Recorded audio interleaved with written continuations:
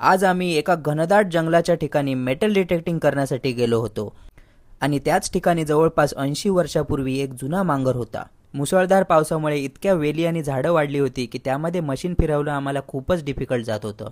आणि तेवढ्यातच आमची नजर एका सुंदर अशा फुलाने वेधून घेतली. मित्रांनो, तुम्हाला माहिती आहे का हे फूल कसलं आहे? आम्ही तर असं फूल याआधी कधीच बघितलं नव्हतं. तुम्हाला जर माहीत असेल तर कमेंटमध्ये नक्की सांगा. आणि या अरण्यामध्ये आम्हाला काही सापडेल याची अजिबातच अपेक्षा नव्हती, पण फायनली एक स्ट्रॉंग रीडिंग आमच्या नजरेस पडली आणि लगेचच आम्ही खणायला सुरुवात केली.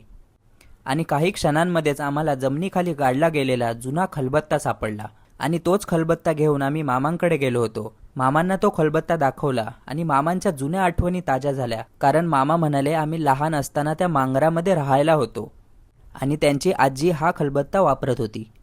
म्हणजेच मित्रांनो, जवळपास 50 ते 60 वर्ष हा खलबत्ता मातीखाली गाडला गेला होता, जो आम्ही आज शोधून काढला. आणि ते बघून मामांना तर खूपच आनंद झाला आणि आम्ही तो खलबत्ता मामाला एक आठवण म्हणून भेट दिली. तर मित्रांनो, ट्रेजर हंटिंगचा असाच रोमांचक प्रवास जगण्यासाठी आपल्या पेजला फॉलो करायला विसरू नका.